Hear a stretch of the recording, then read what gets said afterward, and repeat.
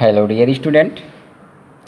Today in this my online class you are most welcome by me Insan Ali, Subhagi Devi Madhyamik Vidyalaya, Intermediate College, Allahabad, belonging all the student class second year. Dear student, मेरे पिछले online class में आप लोगों ने flamingo prose chapter first the last lesson के कुछ paragraph का explanation आप लोगों ने देखा। डियर स्टूडेंट, मेरी इस ऑनलाइन क्लास में फोर्थ पैराग्राफ का एक्सप्लेन देखना है, लेकिन सबसे पहले मेरे पिछले ऑनलाइन क्लास में आप लोगों ने एक्सप्लेन देखा था कि जब फ्रेंच पर्शियन सैनिक के बीच में पहुंचा तो उसे ऐसा लगा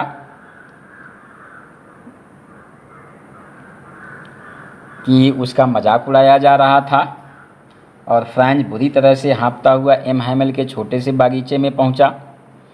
आमतौर पर जब स्कूल शुरू होता था तो चारों तरफ अफरा तफरी शोरगुल होता था, जिसे बाहर गली में कोई भी व्यक्ति सुन सकता था।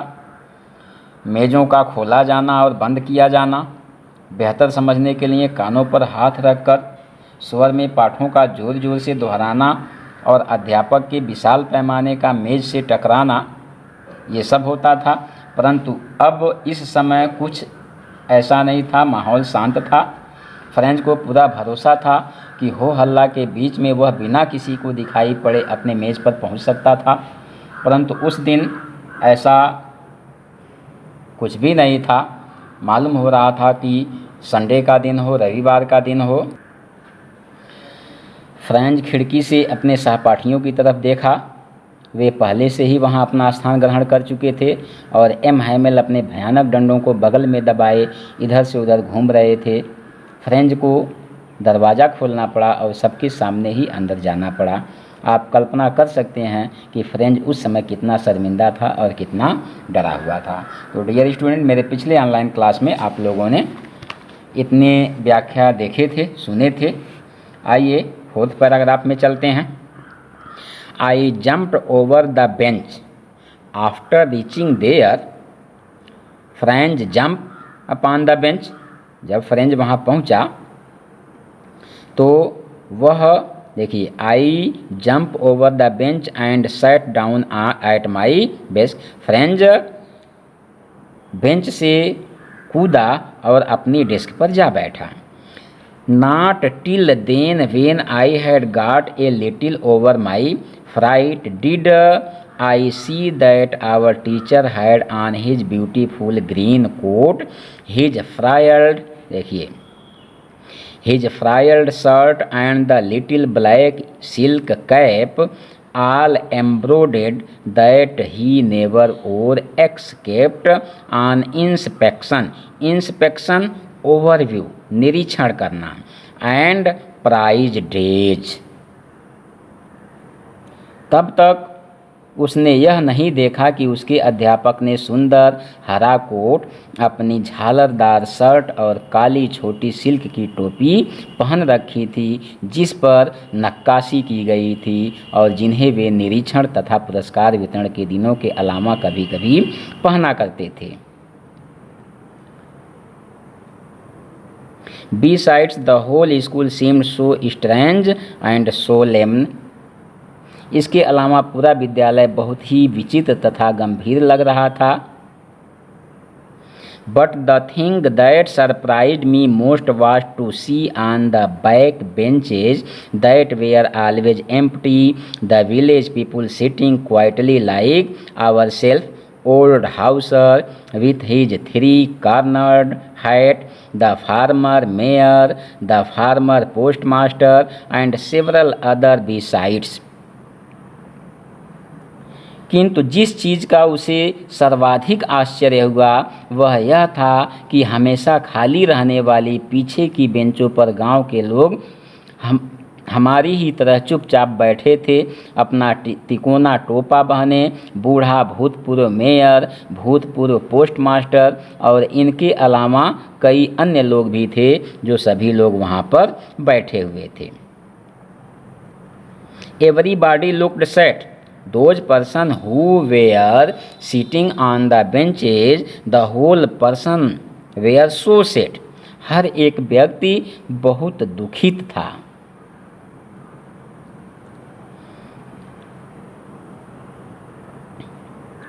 देखिए, everybody looked sad, and Hauser had brought an old primer thumbed at the edges, and he held it open on his knees with his great spectacles lying across the pages.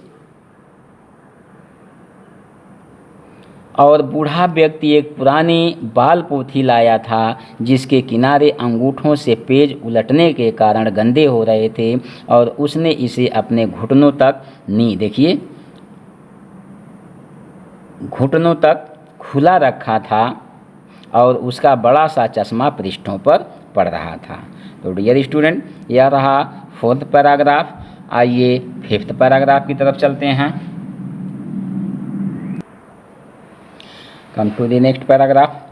While I was wondering about it all, while Franz was thinking about it, जबकि Franz इन सब पर अभी विचार कर ही रहा था, M Hamel mounted means sat, बैठ जाना।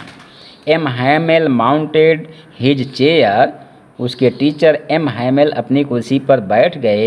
And in the same grave means seriousness होता है, गंभीरता होती है। And in the same grave and gentle tone, और उसी गंभीर और विनम्र अंदाज में, which he had used to me, जिसका प्रयोग उन्होंने फ्रेंच के लिए किया था, सेठ बोले, my children, oh my dear children, this is the last lesson, this is the last lesson for everybody. देखिए, मेरे बच्चों, this is the last lesson I shall give you, यह अंतिम पाठ है जिसे मैं तुम लोगों को पढ़ाऊंगा। The order has come from Berlin to teach only German in the school of Alsace and Lorraine. By German rule, it is order for Alsace and Lorraine. देखिए, the order has come from Berlin to teach only German in the school of Alsace and Lorraine. It is ordered by German to Alsace and Lorraine teach for only German language. Alsace और लोरेन के स्कूलों में केवल German पढ़ाए जाने का आदेश Berlin से आ गया है। The new master comes tomorrow, नए अध्यापक कल आ जाएंगे। This is your last French lesson, it is the last French lesson to you, यह आपका फ्रेंच भाषा का अंतिम पाठ है। I want you to be very attentive, attentive means listen very carefully, ध्यान से सुनना। I want you to be very attentive, मैं चाहता हूँ कि आप बिल्कुल एकाग्रचित्त रहें। What a thunderclap, thunder clap, thunder star, बिजली जैसी गर्जना। What a thunderclap these words were to me, ये शब्द मेरे लिए बिजली की कड़कड़ाहट की तरह थे। Oh the wretches, wretches means unpleasant people, बुरे व्यक्ति। Oh the wretches, that was what they had put up at the town hall. ओह अभागे लोग, सभागार पर उन्होंने यही लगा दिया था।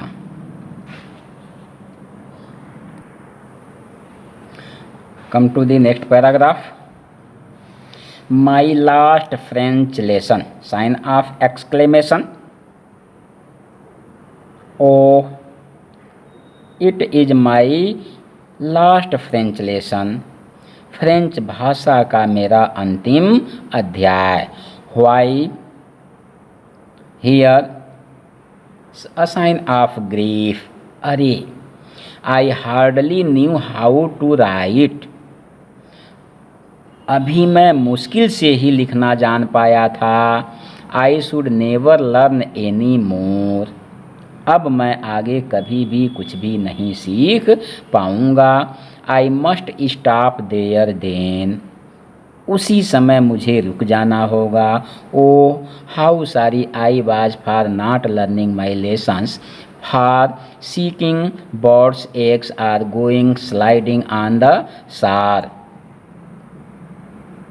ओह, मैं अपने पाठ याद न करके पक्षियों के अंडे ढूंढने और सार पर फिसलने पर कितना दुखी हो रहा था. My books that had seemed such a nuisance, rubbish, बकवास, a while ago so heavy to carry my grammar and my history of the science were old friends now that I could not give up. मेरी पुस्तकें जो थोड़ी देर पहले ले जाने में भारी और बड़ी समस्या लग रही थी, मेरी व्याकरण और संतों का इतिहास अब पुराने मित्रों जैसी लग रही थी जिन्हें मैं त्याग नहीं सकता था. And M. Hamel to the idea that he was going away, that I should never see him again, made me forget all about his ruler and how cranky means strange, विचित्र, he was. और M. Hamel के बारे में भी इस विचार ने कि वे जा रहे थे कि मैं अब उनसे फिर कभी नहीं मिल सकूंगा. मुझे उनके डंडे के बारे में और वे कितने बदमिजाज थे इस बारे में सब कुछ भुला दिया. डियर स्टूडेंट, यह रहा. अब अगले पैराग्राफ की तरफ चलते हैं.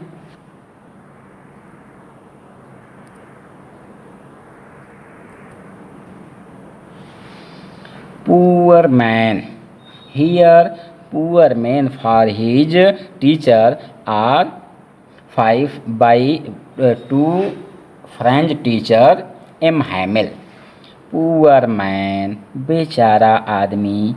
Here poor man according to French teacher M. Hamel. It was in honor. Honor means respect. It was in honor of this last lesson that he had put on his fine Sunday class, and now I understood why the old men of the village were sitting there in the back of the room. इसी अंतिम पाठ के सम्मान में उन्होंने रविवारीय सुंदर कपड़े पहने थे और अब फ्रेंच को समझ में आ गया था कि गांव के बुजुर्ग लोग कमरे में पीछे क्यों बैठे थे. It was because they were sorry too that they had not gone to school more.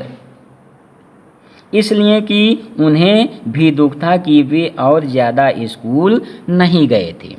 It was their way of thanking our master for his 40 years of faithful service and of showing their respect for the country that was there no more. हमारे अध्यापक की यानी French के अध्यापक की 40 वर्ष की निष्ठापूर्ण सेवा के लिए धन्यवाद देने और देश अब उनका नहीं था उस देश को सम्मान प्रदर्शित करने का यह उनका एक अलग तरीका था. तो यह रहा paragraph 6.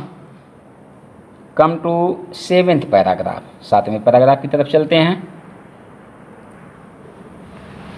While I was thinking of all this, while Franz was thinking about all the matter, जब फ्रेंच इन्हीं सब बातों के बारे में सोच रहा था, I heard my name called. Then he heard that his name was announcing. तब उसने अपने नाम को पुकारे जाते हुए सुना.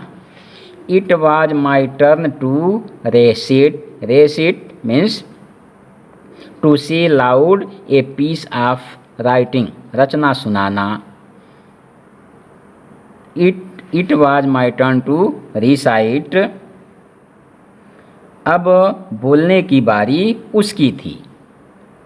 What would I not have given to be able to say that dreadful rule for the participle all through very loud and clear and without one mistake.